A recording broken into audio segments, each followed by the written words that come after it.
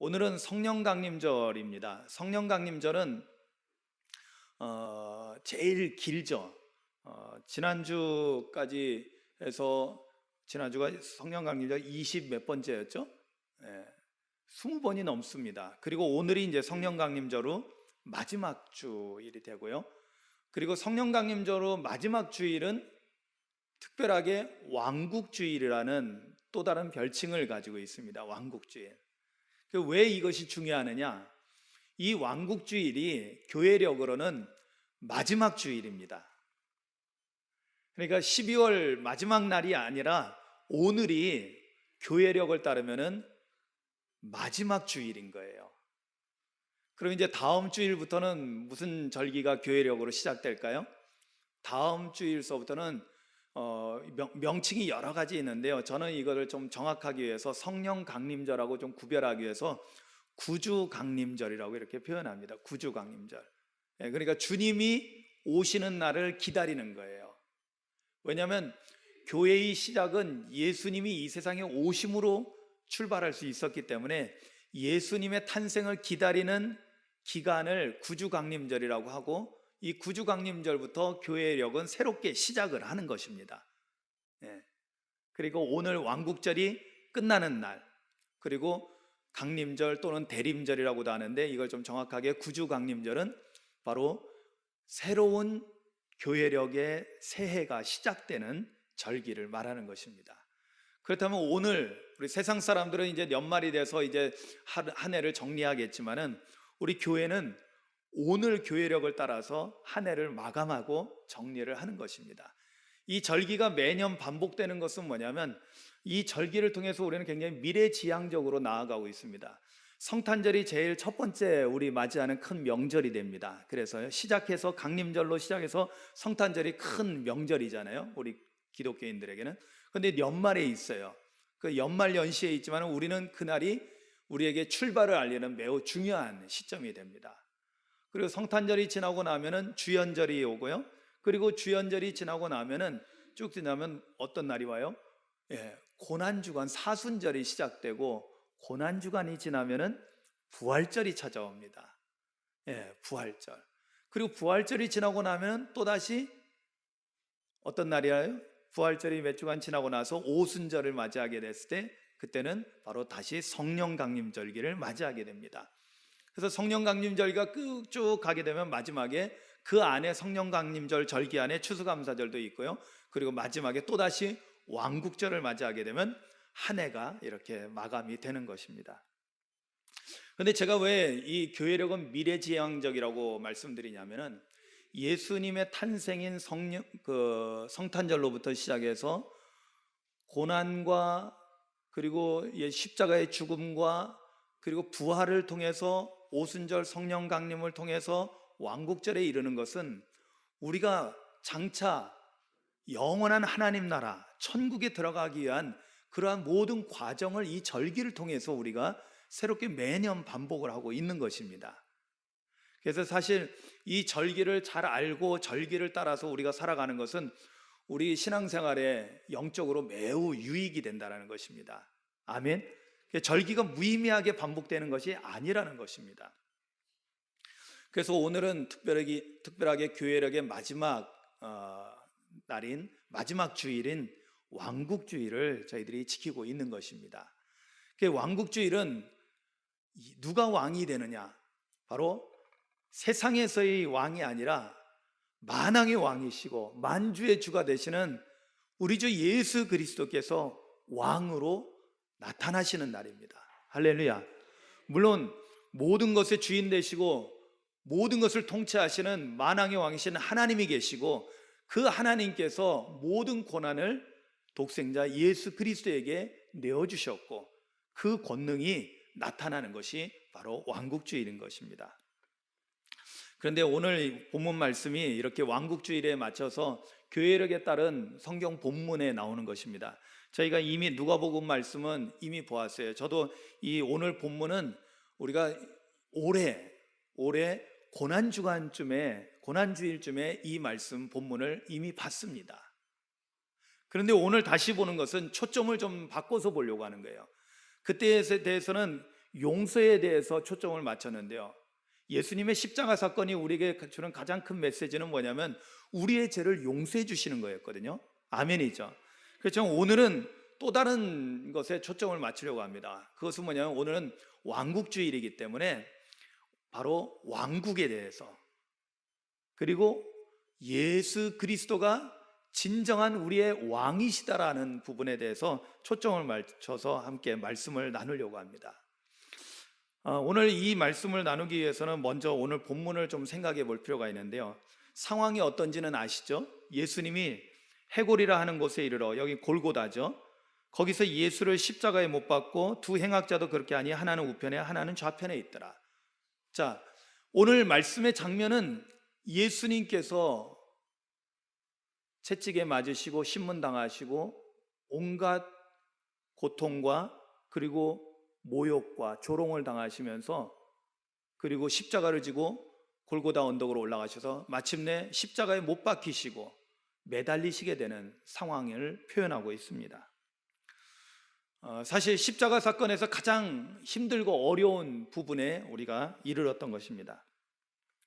그런데 이때 예수님께서 하신 중요한 말씀이 있었죠.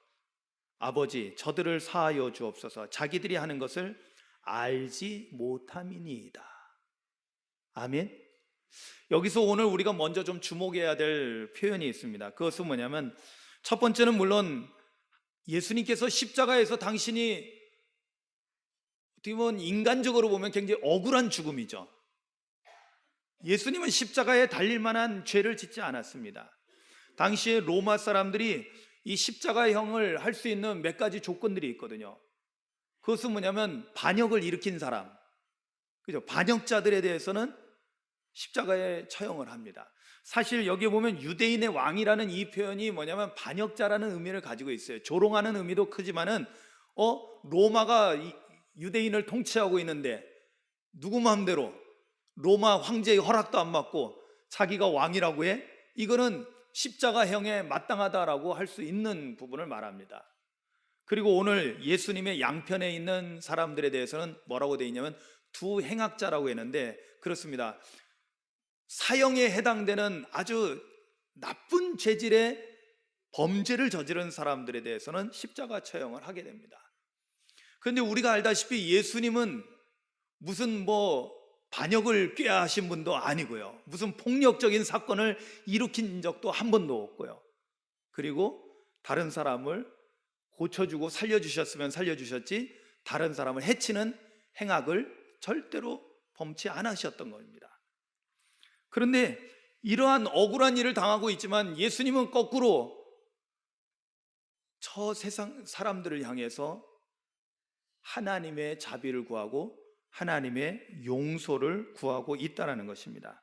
그런데 오늘 우리가 중요한 것은 두 번째에 더 초점을 맞추려고 합니다.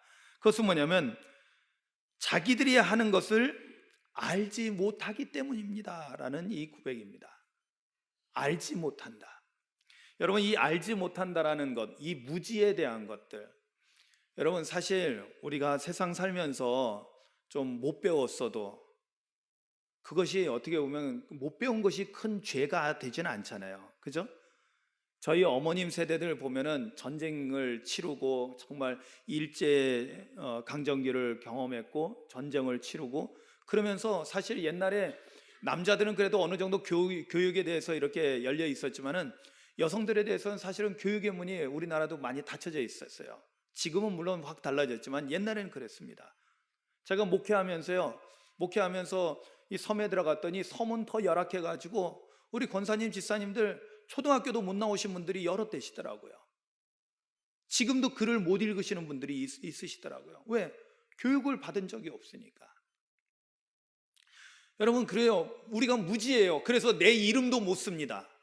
그러나 내 이름 못 쓴다고 해서 범죄자입니까? 아니잖아요. 죄는 아니에요. 그것이 죄는 아니에요.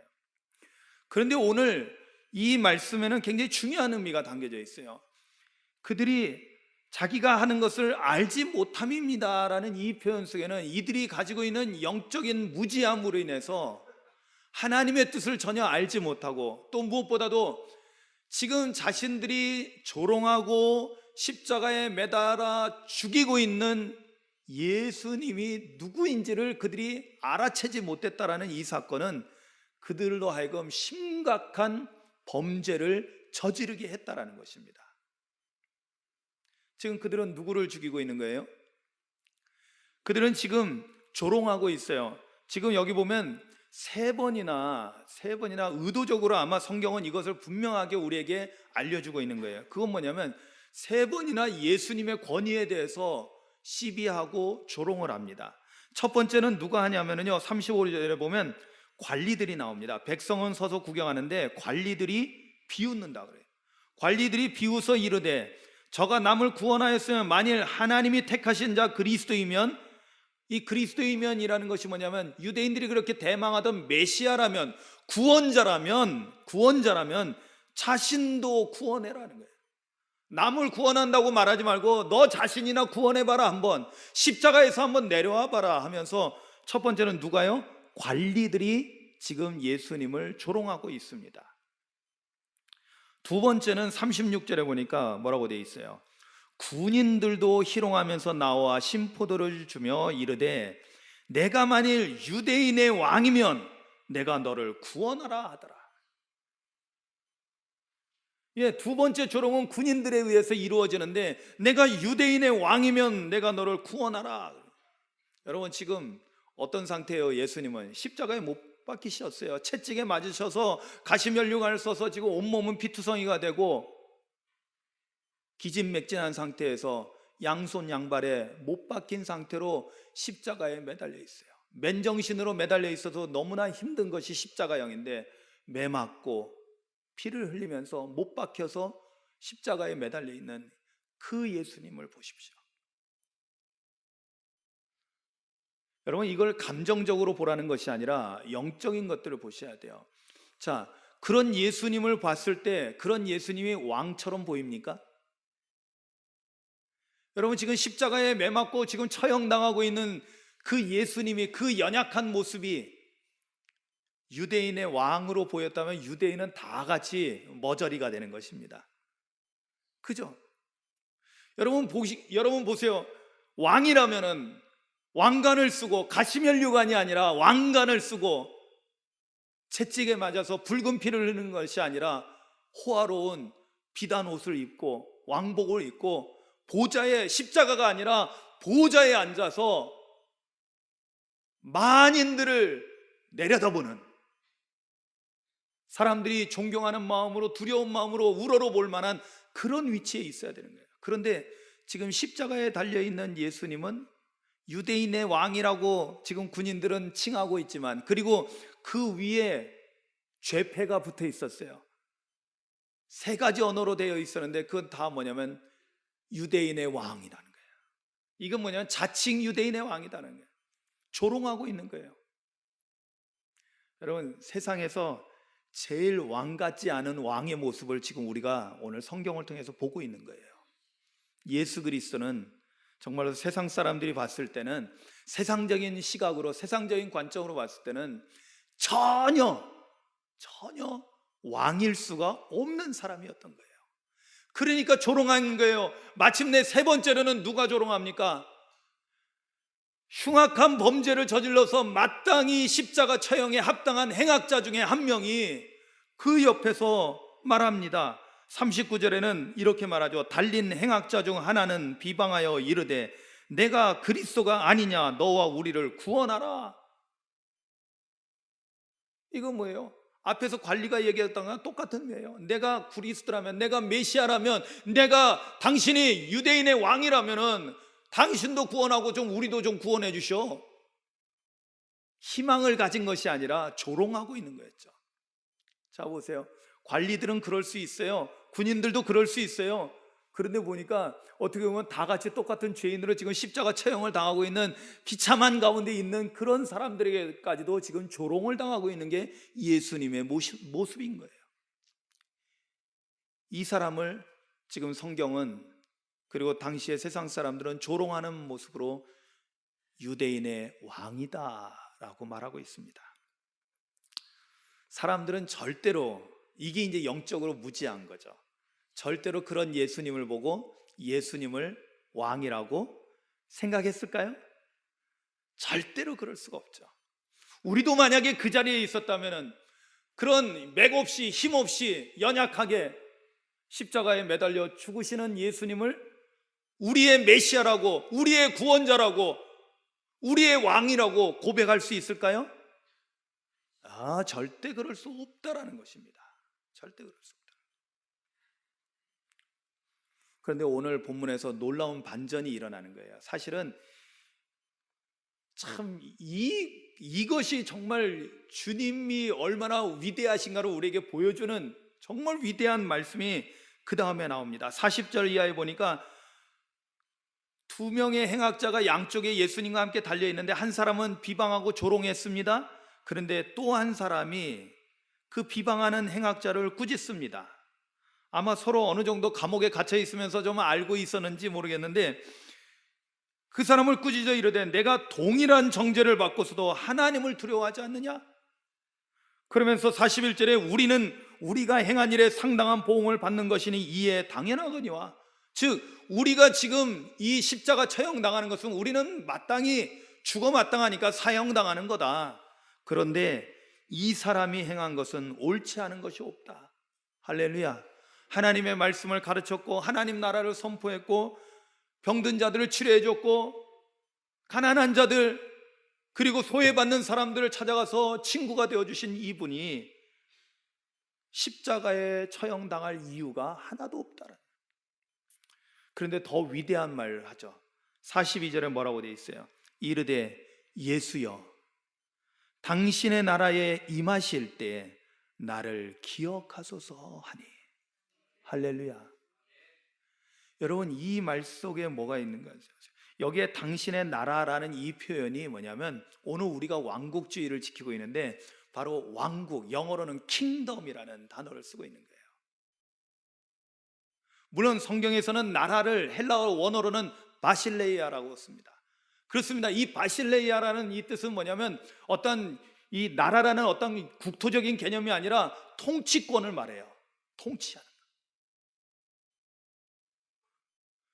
통치자, 왕을 표현할 때 바실레유라고 쓰는 단어가 바로 이 바실레이아에서 나오는 거예요. 그러면 여기서 이 말하는 것은 당신의 나라라는 이 뜻에는 뭐냐면 당신의 왕국을 말해요. 당신의 왕국이라는 것은 그 왕국의 왕이 누구라는 거예요? 예수님이 왕이시다라는 거예요. 여러분 이건 놀라운 거예요. 지금 보세요. 지금 앞부분에 지금 십자가에 달리신 예수님을 보고 백성들은 물론이고 관리들이 예수님을 조롱했어요. 네가 메시아냐? 그럼 너를 구원해봐라. 군인들을 조롱했어요. 네가 유대인의 왕이냐? 너 자신을 구원해봐라. 십자가에 매달린 행악자도 조롱했어요. 당신이 메시아면은 당신이 그리스도거든. 당신이랑 나를 함께 구원해달라고, 구원해보라고 한번. 아마 여기에는 그런 의도가, 야, 너 자신도 구원 못하면서 무슨 구세주야, 그죠? 그런 마음이 이들 안에 가득 있는 거예요. 자기 자신도 구원 못하는 사람이 무슨 유대인의 왕이고 만왕의 왕이 될 수 있어요? 세상 사람들의 시선에서는 예수님은 완전히 부정당하고 있는 이런 상황에서, 모든 사람들이 부정하고 있는 이런 상황에서 이 한 명의 행악자는 예수님을 향해서 당신의 왕국에 들어가실 때 나를 기억해 주세요. 아멘. 이건 뭐예요? 이 사람은 예수님을 왕으로 인정하고 있는 거예요. 예수님의 나라, 예수님의 왕국이 임할 거고 그곳에 들어가실 때 그분이 날 기억해 주시면 나도 그분의 나라에 함께 있게 될 거라는 소망을 가지고 주님께 고백했던 것입니다. 이때 예수님께서 정말로 놀라운 선포를 하시죠. 43절에 예수께서 이르시되 내가 진실로 내게 이르노니 오늘 내가 나와 함께 낙원에 있으리라. 아멘. 여러분 사실 이 낙원이라는 표현은 우리가 창세기에서 에덴 동산을 낙원이라고 표현했어요. 에덴 동산을 잃어버린 인간은 신낙원이라는 낙원을 잃어버린 존재로서 살게 됩니다. 낙원을 잃어버린 존재로서 살다가 오늘 여기에서 보면 낙원을 회복하는 이야기가 주어집니다. 사실 낙원을 회복한다는 것은 뭐냐면 이게 바로 구원이고 하나님 나라를 의미합니다. 그러나 또 다른 해석도 있습니다. 이 낙원이라는 이 표현은 사실은 죽은 자들이 머무는 곳을 말합니다. 그렇기 때문에 사실은 우리의 초점은 이 낙원에 있는 것이 아니라요, 중요한 것은 그 앞에 있는 단어입니다. 그 앞에는 어떤 말이 있어요? 나와 함께. 누구와 함께예요? 예수님과 함께. 그 예수님이 누구예요? 왕이신 예수님, 만왕의 왕이신 하나님 나라 하나님의 왕국의 왕이신 예수님과 함께라는 거예요. 어저께 영성 모임에 오래간만에 가가지고 같이 영성 훈련을 같이 하고 이 본문을 가지고 서로 막 이야기하면서 제가 이 부분을 얘기했어요. 중요한 것은 우리가 어디에 있는 것이 중요한 것이 아니라, 지금 우리가 있는 곳이 십자가상이라 할지라도 지금 현실을 보세요. 지금 한 강도는 어떤 상황이에요? 예수님과 함께 십자가에 매달려 죽어가고 있는 거예요. 그런데 중요한 것은 뭐예요? 예수님과 함께라면, 아멘. 예수님과 함께라면은 죽은 자들이 가는 그곳도 우리는 절망의 자리가 아니라 그곳이 가장 영광의 자리로 나아가고 있다는 것을 깨닫게 되는 거예요. 아멘. 그곳이 하나님의 왕국이 되고 그곳이 예수님의 왕국이 되고 그곳에서 우리는 성경이 우리에게 약속하신 말씀대로 예수님과 함께 세세토록 왕노릇하게 되는 것입니다. 할렐루야.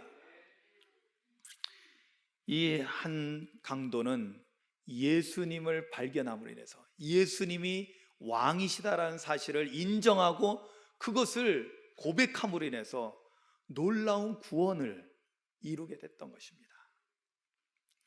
여러분, 오늘 이러한 과정을 통해서 우리가 분명히 깨달아야 됩니다. 그것은 뭐냐면 세상 사람들이 볼 때는 예수님은 정말 왕일 수가 없는 사람이에요.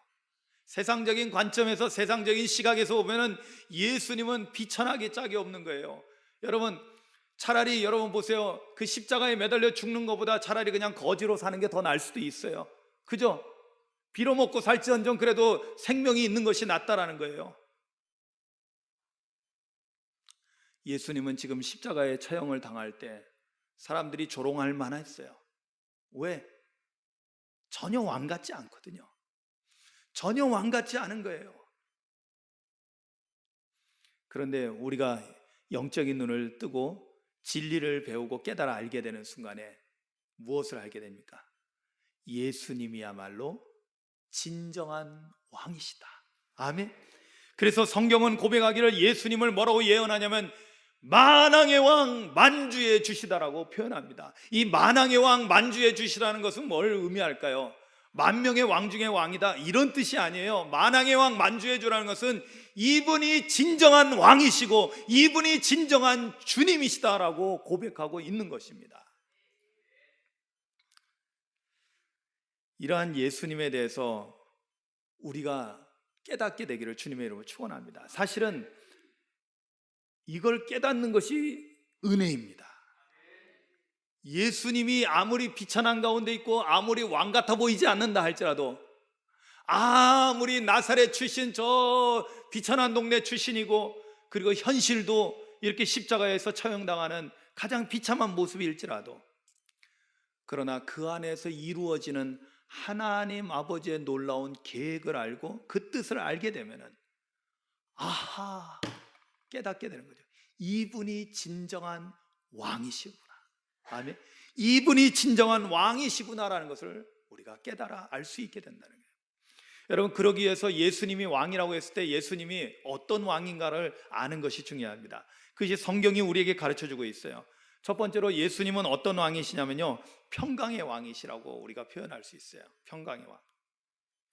이사야 선지자를 통해서 수백 년 전, 예수님 태어나기 전에 훨씬 더 몇백 년 전에 예수님의 오심에 대해서, 메시아의 오심에 대해서 예언할 때 이렇게 표현합니다. 이사야서 9장 6절 이하에 보면 이렇게 말씀합니다. 이는 한 아기가 우리에게 낳고 한 아들을 우리에게 주신 바 되었는데, 여기서 한 아기와 한 아들은 바로 메시아를 의미합니다. 그의 어깨에는 정사를 메었고 그의 이름은 기묘자라, 모사라, 전능하신 하나님이라, 영존하시는 아버지라, 평강의 왕이라 할 것임이라. 그 정사와 평강의 더함이 무궁하며 또 다윗의 왕자와 그의 나라에 군림하시며 그 나라를 굳게 세우시고 지금 이후로 영원히 정의와 공의로 그것을 보존하실 것이라. 만군의 여호와의 열심히 이를 이루시리라. 아멘. 그렇습니다. 이 땅에 메시아로 오신, 구세주로 오신 예수님은 바로 평강의 왕이라는 것입니다. 그러면 예수님이 어떻게 해서 평강의 왕이신가를 한번 보셔야 돼요. 예수님을 왜 우리가 평강의 왕이라고 말할 수 있는가? 여러분, 예수님께서 이 땅에 오셔서 어떤 일을 하셨습니까? 십자가에서 죽으셨거든요. 사실은 예수님께서 행하신 살아서 공생의 기간 동안 많은 사람들에게 하나님 나라 복음을 전해주고, 그리고 많은 병자들을 고쳐주고 귀신을 내쫓아주고 한 여러 가지 행적도 있으시지만은 예수님께서 오신 최고의 목적은 뭐예요? 십자가에서 죽으시는 거였어요. 근데 여러분, 이 사건이 그냥 사건이 아니었죠. 세상 사람들은 알지 못할 때는 이건 아무것도 아니야 라고 치부를 했지만, 그러나 성경이 우리에게 깨닫게 하는 것은 뭡니까? 예수님의 십자가 사건이 뭘 의미해요? 예수님이 십자가에서 이렇게 힘없이 죽으셨지만은, 전혀 왕 같지 않은 모습으로, 비참한 모습으로 죽임을 당했지만, 그러나 그것이 뭘 의미합니까? 로마서 5장 10절 이하에는 이것을 이렇게 표현합니다. 곧 우리가 원수 되었을 때, 우리가 누구랑 원수 되었을 때일까요? 우리가 죄인이었을 때는 누구랑 원수예요? 하나님과 원수 되었을 때를 말이에요. 하나님과 원수된 자들은 그 마지막에 어떻게 될까요? 다 심판받고 멸망당하는 거예요. 지옥에 떨어지는 거예요. 그런데 로마서 5장 10절에서는 이것을 이렇게 표현합니다. 곧 우리가 원수 되었을 때 그의 아들의, 예수 그리스도죠, 그의 아들의 죽으심으로 말미암아, 십자가에서 죽으심으로 말미암아 어떤 일이 일어났다?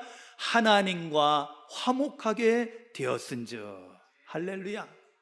그리고 11절에 가서도 그뿐 아니라 이제 우리로 화목하게 하신 우리 주 예수 그리스도로 말미암아 하나님 안에서 또한 즐거워하느니라. 할렐루야. 여러분, 우리가 이전에는 예수님이 우리를 위해서 십자가에서 죽임당하기 이전에는 우리는 하나님과 원수되었던 자요, 도저히 우리는 살 길이 없는 자들이었어요. 하나님과 원수되어서 어떻게 우리가 살아요? 다 죽는 거죠. 멸망당하는 거죠. 그런데 예수님께서 십자가에서 죽으심으로 하나님과 화목하게 하셨어요. 즉 하나님과 우리 사이에 깨어졌던 평화를 다시 회복시켜 주심으로 인해서 평화를 이루어 주셨다는 거예요. 이런 의미에서 예수님은 평화의 왕이 되시는 거예요. 할렐루야. 평화를 이루시는 왕. 에베소서 2장 14절에서 그래서 이렇게 말합니다. 그는 우리의 화평이신지라. 이 화평이라는 단어가 평화예요. 예. 단어가 이렇게 글자만 앞뒤로만 바꾸면 화평, 평화 같은 말이죠. 그는, 예수 그리스도는 우리의 평화이신지라. 둘로 하나를 만드사 원수된 것 곧 중간에 막힌 담을 자기 육체로 허시고, 죄의 담을, 하나님과 우리 사이에 있던 죄의 담을 예수님께서 십자가에서 죽으심으로 그 담을 허물어 버림으로 인해서 하나님과 우리가 다시 화목하게 되고 교통하는 역사를 이루었다는 거예요. 그래서 예수님은 평화를 이루신 왕, 평화의 왕이 되셨다는 것입니다. 그리고 두 번째는요, 어떤 왕이실까요? 예수님은 의의 왕이라고 우리가 표현합니다.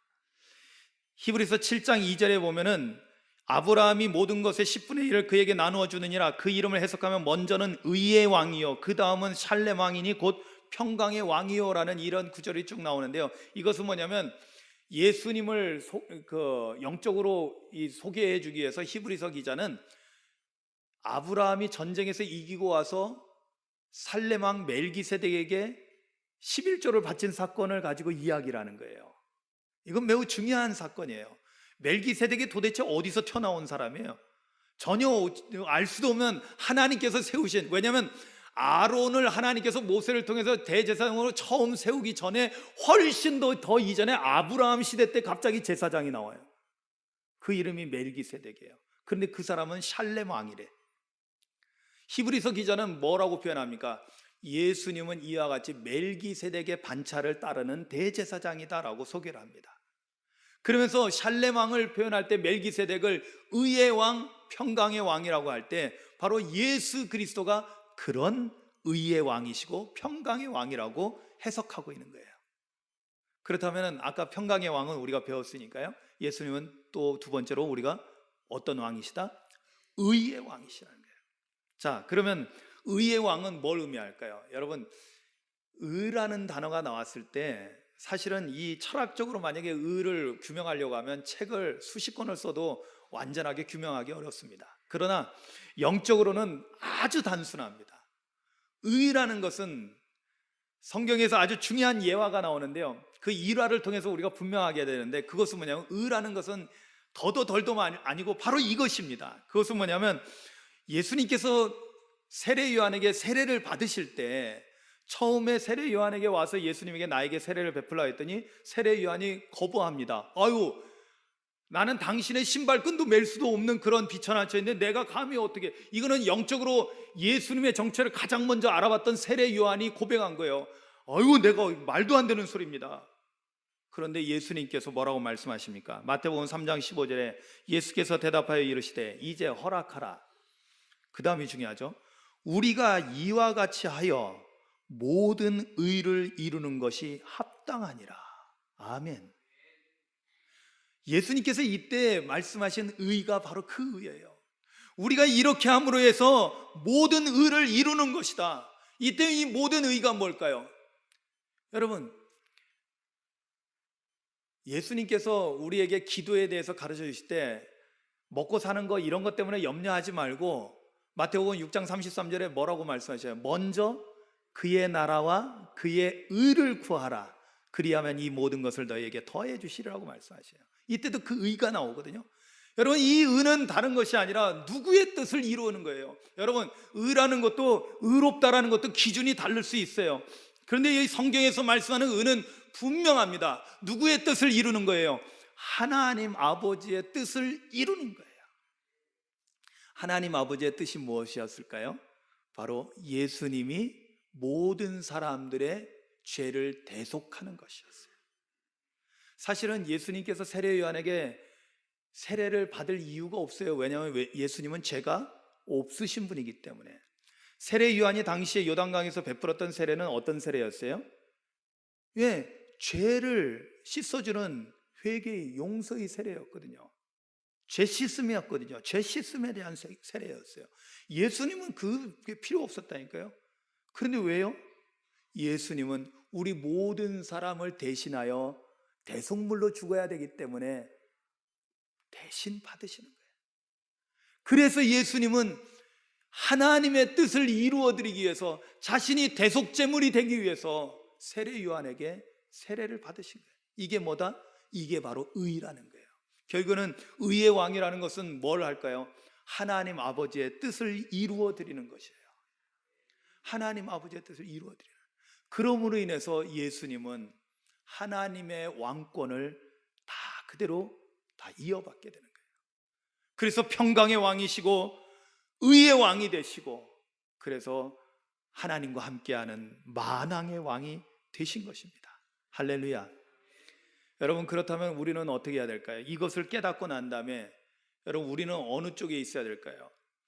만약에 우리도 세상적인 관점을 가지고 계속 예수님을 바라본다면요, 예수님을 왕으로 인정하고 살지 않습니다. 입으로는 그럴 수 있어도 실제적으로 마음속으로 내가 예수님을 나의 왕으로 내가 모시며 섬기고 살지 않습니다.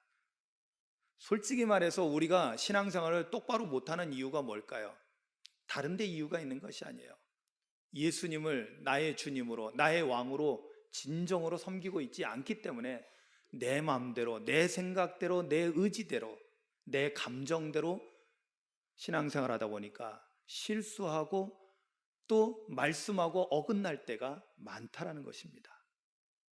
만약에 정말로 우리가 예수님이 진정으로 나의 왕이십니다라고 고백하며 살아간다면 어떤 일이 일어날까요?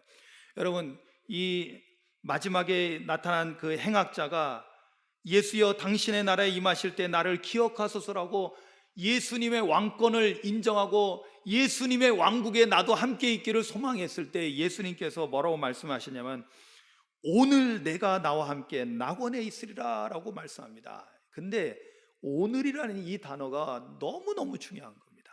오늘. 여러분, 우리가 새벽 예배 드리고 나서 새벽 예배 말씀을 제가 정리해서 매일 같이 이렇게 말씀을 묵상하도록 이렇게 보내드립니다. 거기에 볼 때 제가 항상 쓰는 첫 번째 단어가 뭔지 아세요? 오늘이라는 단어를 제가 꼭 씁니다.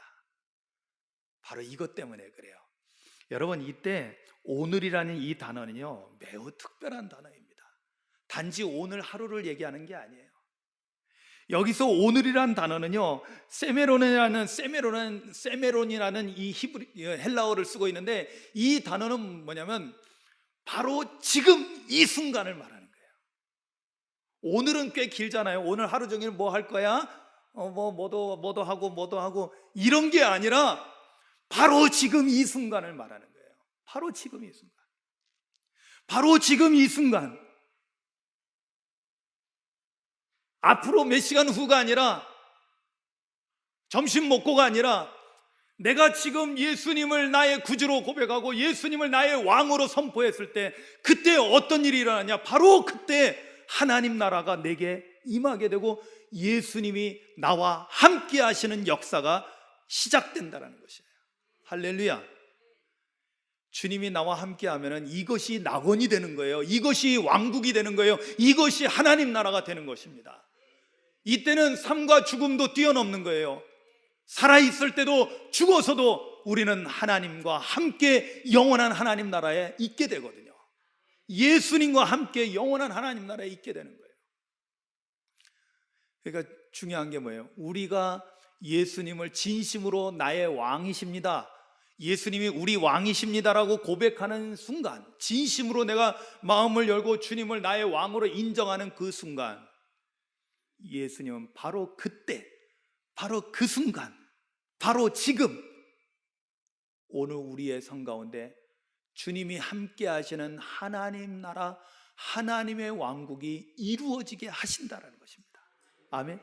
지금은 아직 죽지 않았지만은 이 행악자는 예수님과 함께 지금까지도 있는 줄로 믿습니다.